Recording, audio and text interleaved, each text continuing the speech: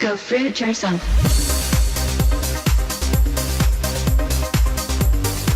The time has come in America to launch an intensive campaign to find a cure for cancer.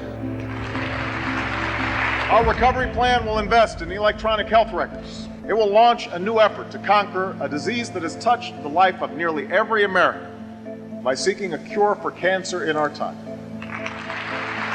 Since the war on cancer began in 1971, more than 14,800,000 Americans have died from some form of the disease. 1,500 die every day. That's 565,000 men, women, and children in 2009 alone. More people will die from cancer in this country in the next 3 years than all the American soldiers who died fighting since the American Revolution. From 1920 to the present time, we have made little or no progress in the treatment of adult cancers. So a person who gets prostate cancer or breast cancer today will live as long as a person who got it in 1920. No big change. With all the radiation therapy that we began in the 10s and 20s, combination chemotherapy in the 60s, immunotherapy that began in the 70s, PET scans, MRI scans, you name it, billions and billions and billions of research dollars that we've thrown into this whole area of cancer research and treatment, little or no significant progress in the treatment of adult cancers. They will burn it, they will cut it out, or they'll try to poison it. Heavy trading today in the biopharma sector. Blockbuster cancer drug Erbitux racked up nearly $425 million in sales. You have this entire industry that is not going to just pack up and go away. This is the business. Hey Freebirds, it's Freely the Banana Girl here. Welcome to another episode. That was pretty good spin. Maybe because I got my Thai dancing pants on. I love these pants. They're like $5 from Thailand. Super comfortable. Probably going to get another 5 pairs when I get over there. So, okay, on to today's topic. It's a really, really important one. All right? It's something that touches the lives of millions and millions of people out there, and that is cancer. Almost all of us know someone who has had cancer, who has even died of cancer. It's that common. It's frightening. It's an epidemic proportion. It's wiping the population out, basically. 1 in 3 people is going to get cancer. And do they die of the cancer itself, or are they dying from the treatment? We're going to talk more about that today, and also we're going to talk about the business of cancer. Because if you're diagnosed with cancer and you go the conventional route, then on average, you're going to spend around $50,000 on treatments. $50,000, it's a huge amount of money. And with 1 million new cancer sufferers diagnosed every single year, that's $50 billion injected into the cancer industry. So there's a lot going on behind the scenes. There's a lot of greed, there's a lot of corruption, and we're going to talk about that today. So grab your banana smoothie and listen up. This is some excellent information. Over 1 million Americans are diagnosed with a new cancer every year. All these people suddenly plunge into a dark tunnel that will dramatically change their life for many years to come. Faced with an apparently endless chain of medical tests, examinations, second opinions, medications, new tests, surgical operations, support therapies, and follow-up checks, they find themselves at the complete mercy of the disease. While in that tunnel, each patient feeds an immense medical apparatus that employs hundreds of thousands of people and generates millions and millions of dollars for the medical and pharmaceutical industries. From research laboratories to medical schools, from prevention clinics to worldwide drug sales. Today, the cancer medical apparatus is so large and expensive that it needs its patients in order to survive. Okay, it seems crazy to me. I don't know, does it seem crazy to you that we keep doing the same thing over and over and over again and expecting a different result? We keep using the same conventional model over and over, but hey, it's not working. With a success rate of about 2 to 3%, why do we keep using it? There's a very good reason. I'll never forget walking into the hospital that day. My father's cancer had spread. There was nothing they could do but give him 6 months to live and send him home to die. I remember the doctor well. He was a kind man with a difficult job. I admired my father's courage as he grappled with the news of his impending death. Years later, I met Mary Harrington. I was diagnosed with malignant melanoma. At that point, he gave me 3 to 6 months to live. How long was it before you started to notice changes? I didn't die. So I knew something was happening. As a matter of fact, we were cleaning vegetables and my son turned around and said, "Mom, weren't you supposed to have..." And I said, "Been gone by now?" "Yes, but here, it's 7 months and I'm still here." 10 months on the diet, I had my first scan, and I was clear, and I've been clear since. Mary's not alone. Every year, thousands of people reverse a wide spectrum of cancers by going outside the system to seek alternative treatments. As I researched these treatments, I couldn't help but think about my father's doctor. Why didn't he know about these? As I've come to find out, if he did know and recommended an alternative treatment for cancer, he could not only lose his license, but go to jail. This didn't make sense to me. It didn't make sense that Mary had to travel out of this country to get simple dietary treatments for cancer. Over the years, I've come to learn that when something doesn't make sense, if you follow the money, you'll usually find the answer. That's when I learned about the business of cancer. As you will soon discover, the search for a cure is hardly the altruistic endeavor you've been led to believe. In fact, it's quite the opposite. Even worse, when you look at the hard numbers, our current cancer treatments are appallingly ineffective. This is Thomas using alternative therapy, and this is conventional therapy, 2 months worth. See, this reminds me a lot of my partner Harley's dad's situation, okay? He was 87 years old, he's riding along on his bicycle, he has a fall, and he goes into the doctors for like a routine, like a bit of a checkup to see if he's okay. They give him a scan and they're like, "You have cancer." Next thing you know, they're like, "You're going to get into surgery, radiation, blah, blah, blah. You don't have long to live." Freaking the poor guy out. And here's Harley saying, "Dad, don't have chemotherapy, don't have radiation. What are you doing? This is crazy."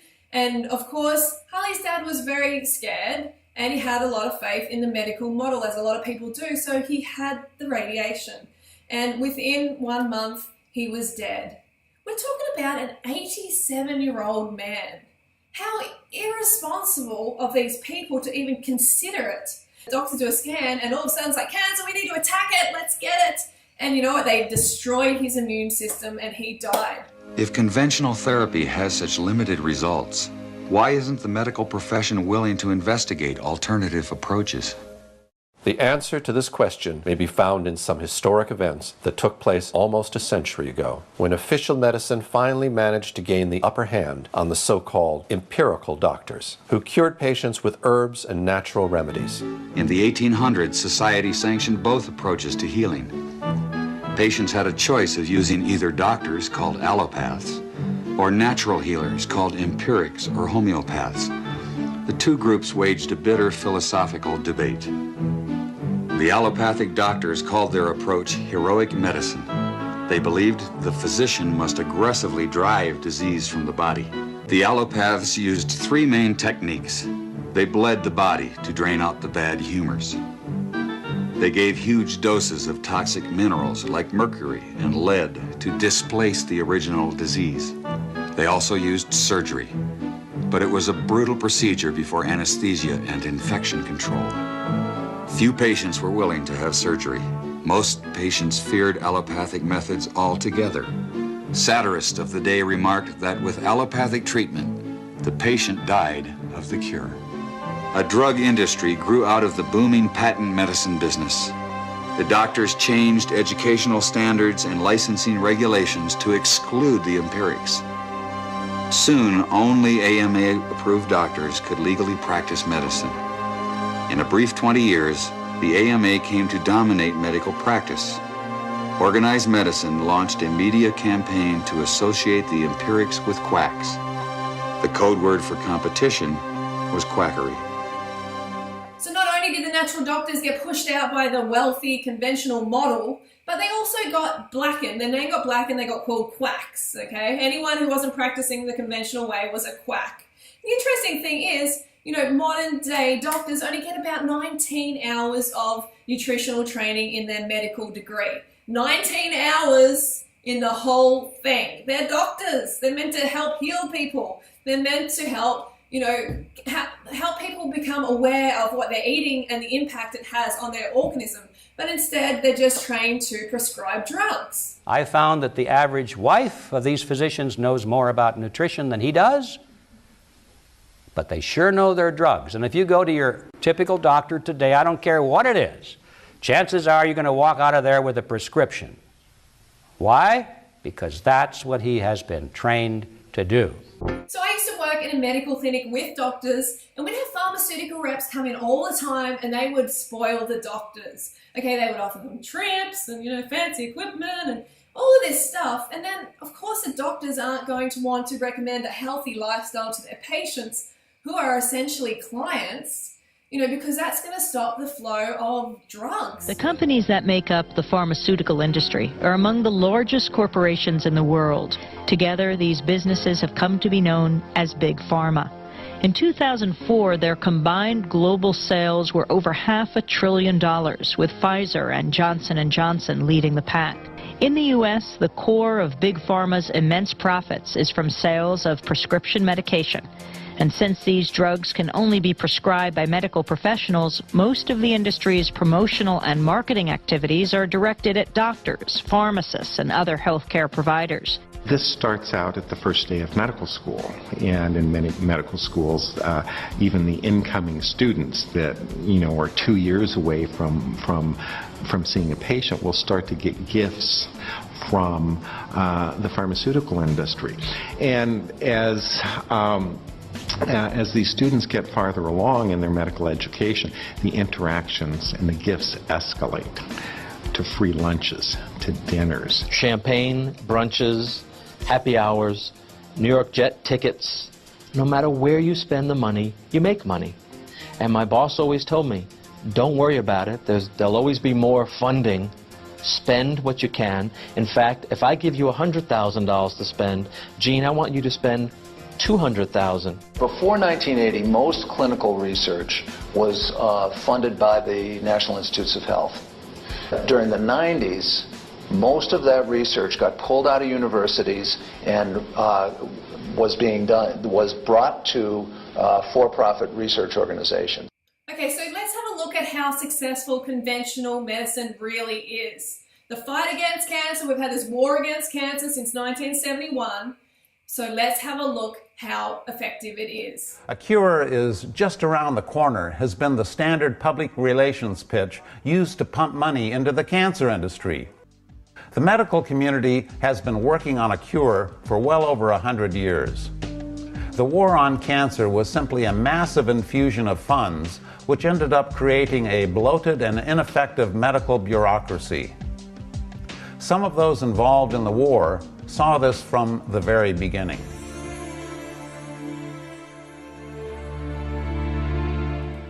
Here are the results of a study of every randomized, controlled clinical trial performed in the U.S. between 1990 and 2004, which reported a statistically significant increase in 5-year survival due to the use of chemotherapy.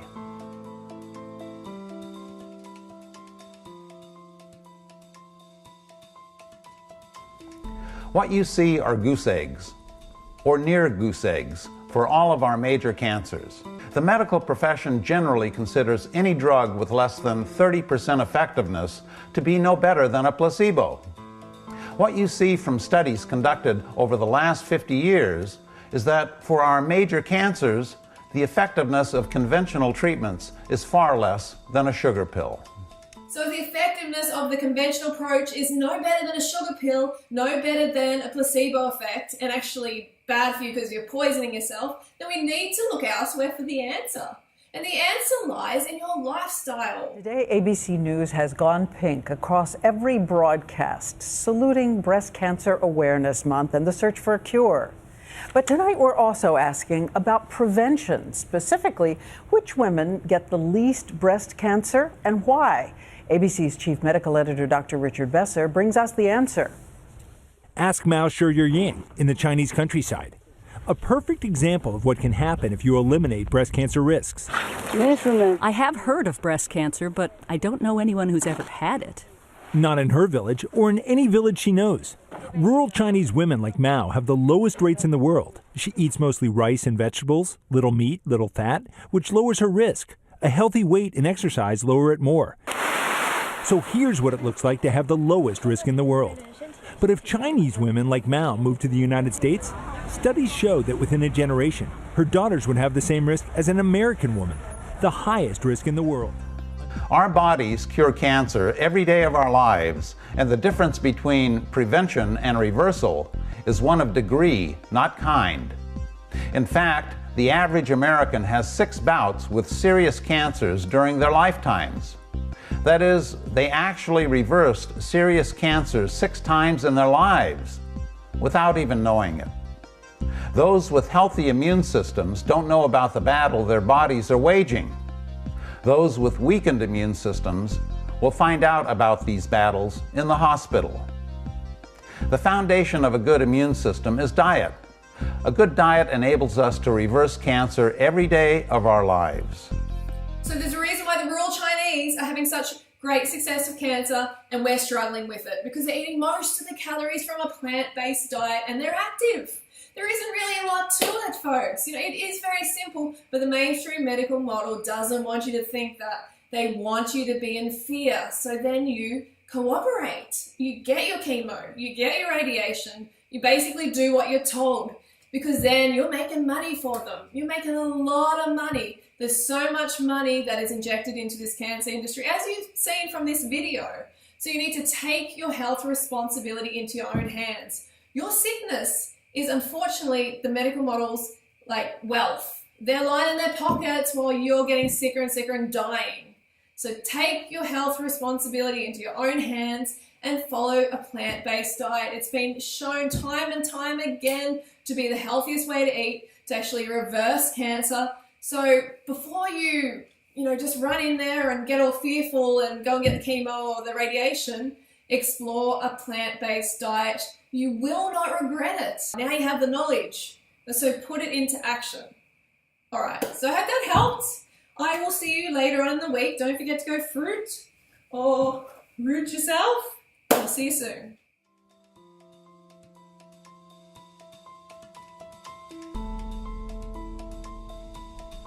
Americans practically worship animal protein, yet it is the strongest carcinogen we will ever encounter in our lives. This is not something that has been recently discovered. It's something that has been ignored due to our obsession with eating meat. In the 1960s, researchers in India thought by increasing animal protein, it would help cure cancer. What they found was just the opposite.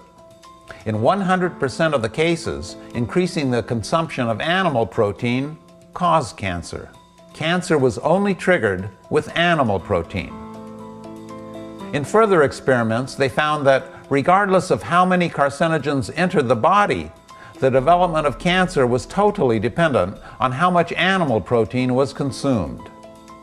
In other words, the consumption of animal protein makes us more susceptible to cancer.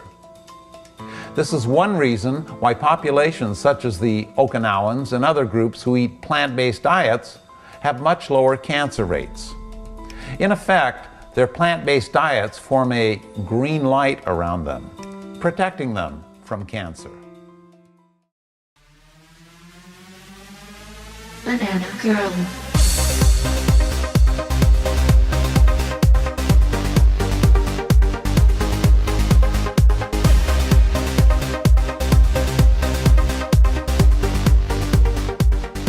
Go fruit yourself.